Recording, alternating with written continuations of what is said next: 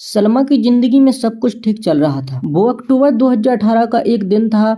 रोज की तरह सलमा काम पर जाने के लिए कुसमुंडा से कोरबा के लिए निकली थी, लेकिन उस दिन वो लौटकर अपने घर वापस नहीं पहुंची। जुर्म की काली दुनिया से न जाने कत्ल के कितने ही मामले हर साल सामने आते हैं, मगर कुछ मामले ऐसे भी होते हैं जो मर्डर मिस्ट्री बन जाते हैं और ऐसे मामलों की तरह तक पहुंचना पुलिस के लिए एक चुनौती बन जाती है।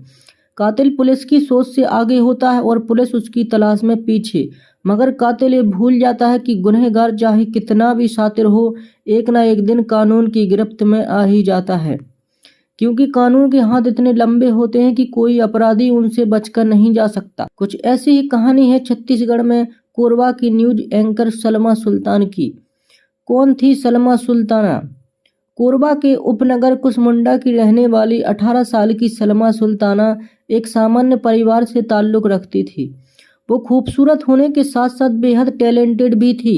उसने महज 10वीं की पढ़ाई करने के बाद साल 2016 में टीवी पत्रकारिता की दुनिया में कदम रख दिया था। वो स्क्रीन पर आई और अपने टैलेंट के बलबूते कम ही समय अपनी पहचान बनाने में कामयाब रही।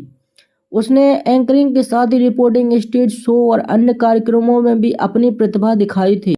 असल में वह किसी बड़े टीवी चैनल में एंकर बनने का ख्वाब देखा करती थी। कुछ लोग कहते हैं कि वो सुनहरे पर्दे पर भी अपनी किस्मत आजमाना चाहती थी, मगर उसे नहीं पता था कि एक अनहोनी उसका इंतजार कर रही थी। सलमा की जिंदगी में सब कुछ ठीक चल रहा था। वो अक्टूबर 2018 का दिन था। रोज की तरह सलमा काम पर जाने के लिए कुसमुंडा से कोरबा के लिए निकली थी, लेकिन उस दिन वो लौटकर अपने घर नहीं पहुंची। उसके बाद उसके परिवार के लोगों ने उसे तलाश करना शुरू कर दिया। उन्हें इस बात का बिल्कुल अंदाजा नहीं था कि उनकी ये तलाश लंबी होने वाली थी। घरवाले लगातार उसे तलाश करते रहे, लेकिन न तो उसका कोई सुराग मिला और न ही उसके बारे में कोई दूसरी जानकारी मिली। न्यूज एंकर सलमा के लापता हो जाने की खबर कोरबा के मीडिया कर्मियों और आम लोगों के बीच फैल चुकी थी, लिहाजा उसे लेकर कई तरह की अफवाहें भी उड़ने लगी थीं। कभी उसके मुंबई चले जाने की अफवाह ने जोर पकड़ा तो कभी उसके अफेयर की बात लोगों के बीच चर्चा का विषय बनी। लेकिन सलमा के लापता हो जाने की वजह कोई नहीं जानता था। जब सलमा के परिवार वाले उसे तलाश करके थक चुके थे, तब उन्होंने पुलिस के पास जाने का फैसला किया। करीब 2 महीने बाद यानी जनवरी 2019 में उन्होंने कुसमुंडा पुलिस थाने में जाकर सलमा सुल्ताना की गुमशुदगी दर्ज कराई थी। मगर हकीकत यह थी कि पुलिस ने भी महज गुमशुदगी दर्ज कर खाना पूर्ति की थी। तमाम आधुनिक असुविधाओं के बावजूद सलमा की तलाश के लिए पुलिस ने कोई गंभीर कदम नहीं उठाया था। वक्त का पहिया आगे बढ़ता रहा, साल बीतते रहे, सलमा का मामला पुलिस की फाइलों में दब कर रह गया। परिवार की उम्मीदें भी टूटने लगी थी। लेकिन इसी साल जिले में तैनात एक IPS अफसर रॉबिन्स गुड़िया ने कुसमुंडा थाना के लंबित मामलों की समीक्षा की। इस दौरान उन्होंने सलमा सुल्ताना केस की फाइल देखी तो वो हैरान रह गए। उन्होंने पाया कि इस केस की जांच में कमी थी, लापरवाही साफ दिखा रही थी। समीक्षा करने के बाद SP रॉबिन्सन ने नए सिरे से इस मामले की छानबीन शुरू की। IPS अफसर रॉबिन्सन ने अपने अधीनस्थों से इस केस से जुड़े सभी लोगों को बुलाने और पूछताछ करने का फरमान जारी किया। उनका यही कदम इस केस में अहम साबित होने वाला था। दरअसल जब पुलिस ने एक एक कर सलमा के मामले से जुड़े तमाम लोगों से पूछताछ की तो कई तथ्यों का खुलासा हुआ, जिनमें से एक अहम जानकारी थी सलमा के कत्ल की। जी हाँ, इसी साल 30 मई को पुलिस को पता चला कि सलमा अब इस दुनिया में नहीं है, उसका कत्ल हो चुका है। पुलिस को अपनी तफ्तीश के दौरान ये बात मालूम हो चुकी थी कि सलमा का कत्ल हो चुका है। अब पुलिस को तलाश थी उसकी लाश की, लिहाजा जैसे जैसे पुलिस ने मामले को कुरेदना शुरू किया तो पता चला कि कत्ल के बाद कातिल ने सलमा की लाश को कोरबा दर्री मार्ग पर हसदेव बाई तट नहर के किनारे पर जमीन में।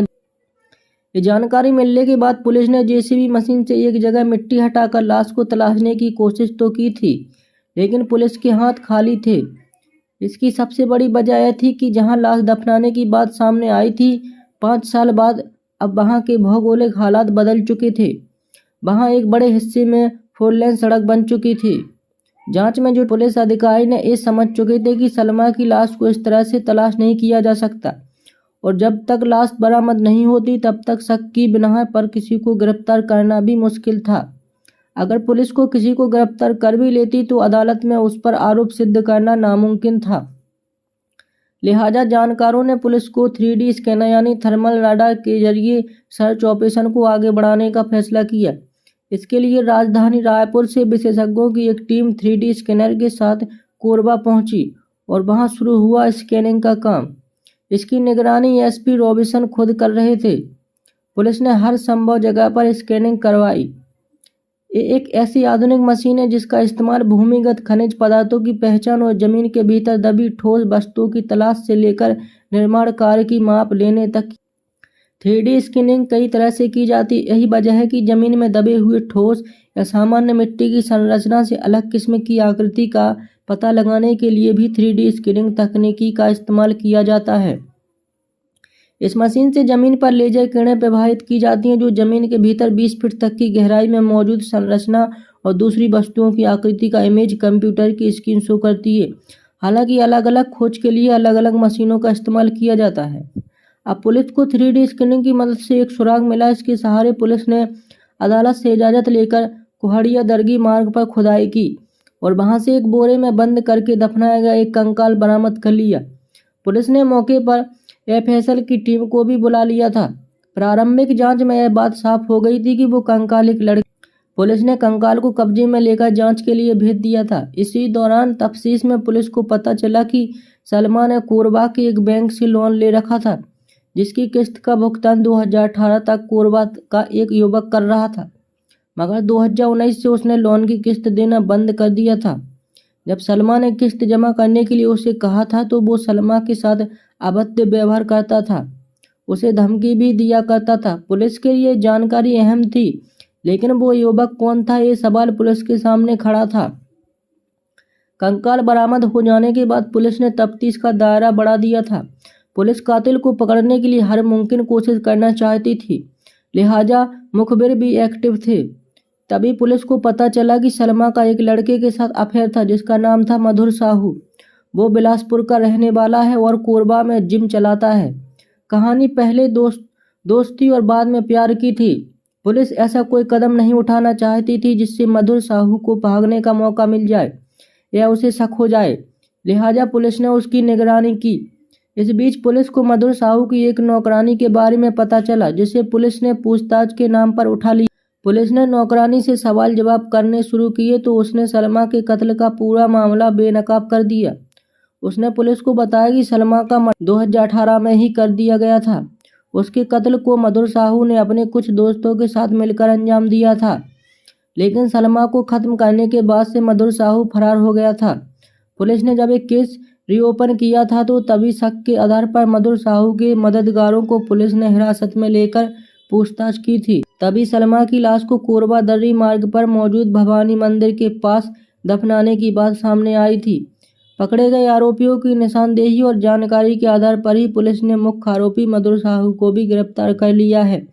तो दोस्तों, कहानी कैसी लगी कमेंट बॉक्स में ज़रूर बताएं और हमारी मेहनत के लिए एक लाइक ज़रूर कर दें। धन्यवाद।